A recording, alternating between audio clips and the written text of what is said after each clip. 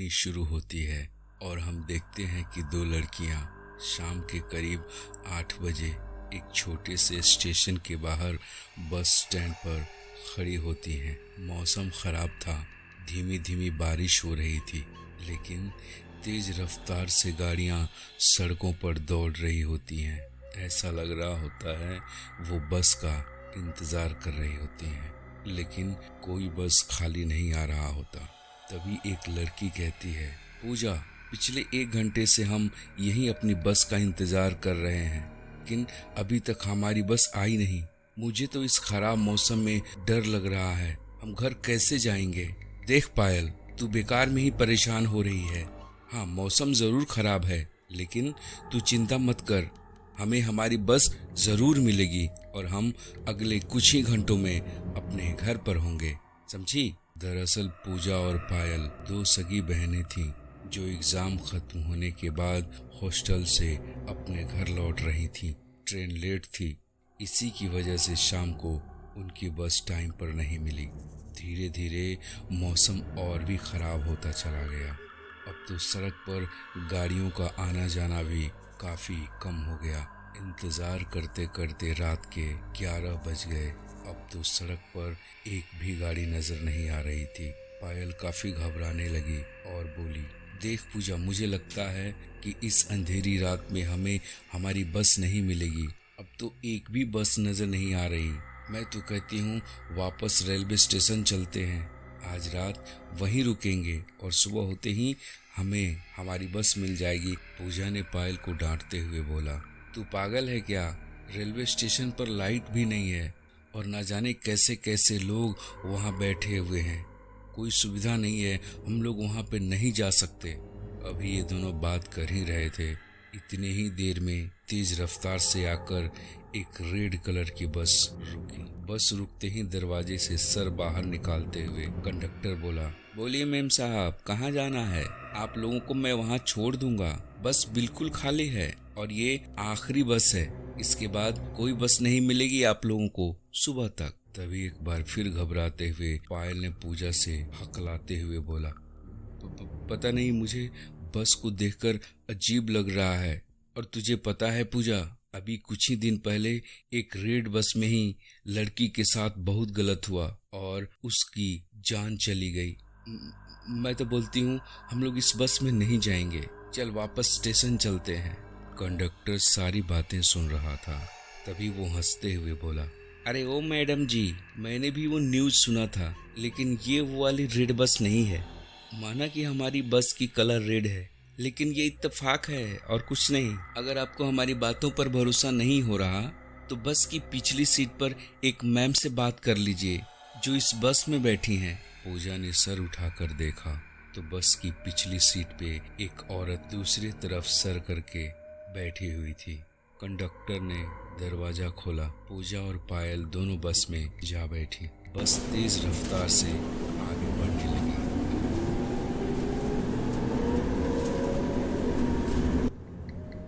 अचानक पायल की नज़र बस की पिछली सीट पर बैठी हुई उस औरत पे गई।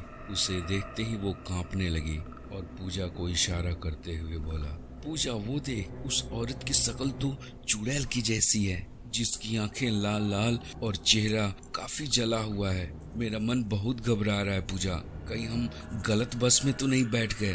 पूजा ने पायल को डांटते हुए बोला, अरे यार चुपचाप से बैठ जा, जब देखो तब टर टर करते रहती है, बैठ जा चुपचाप। बस तेज रफ्तार से आगे बढ़ी जा रही थी। कुछ ही देर में पूजा और पायल को नींद आ गई। तभी अचानक पायल एक बार जोर से चिल्ला उठी, बचाओ बचाओ। खिड़की खुला हुआ था। एक काला कौवा उसके सर पे आकर बैठ गया।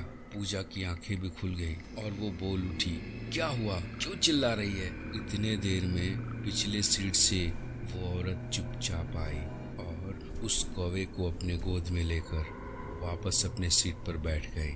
बस लगातार चलती ही जा रही थी, लेकिन कुछ दूर आगे चलते ही तेज रफ्तार से चलती हुई बस ब्रेक लगने से अचानक रुक गई। पायल की नींद खुल गई जब उसने खिड़की से बाहर देखा तो एक भद्दा सा डरावना चेहरा वाला इंसान सड़क के उस किनारे लाठी लेकर खड़ा था और वो बस का दरवाजा खोलने के लिए बोल रहा था। जब पूजा ने उसका चेहरा देखा तो वो कंडक्टर से बोली, कंडक्टर साहब, ये आदमी मुझे कुछ ठीक नहीं लग रहा, तुम इसे बस में नहीं बैठाओ। कंडक्टर बोला, अरे मैडम जी, डरने की बात नहीं है, ये आदमी देखने में थोड़ा खतरनाक है लेकिन उतना ही शांत है। जंगल के पार होते ही अगले गांव में ये उतर जाएगा। वो भद्दा सा आदमी दरवाजा खुलते ही गाड़ी में आकर बैठ गया और गाड़ी एक बार फिर रफ्तार से आगे बढ़ने लगी। लेकिन इस बार जो बस आगे बढ़ी उसकी रफ्तार पहले से कहीं ज्यादा तेज हो चुकी थी और वो लगातार तेज होते ही जा रहे थे। पायल ने कंडक्टर से पूछा, अरे गाड़ी इतना तेज क्यों चला रहे हो? आपको पता है ना कि एक तरफ जंगल है और दूसरी तरफ खाई। आपको सावधानी से बस चलानी चाहिए, खास करके तब जब बस में सवारी बैठाए हों। तभी ड्राइवर अचानक बस रोक देता है और जोर जोर से हंसने लगता है। अरे ओ मैडम, ये हमारा एकांतवास है जहाँ पे हम हमारे फेवरेट काम करते हैं।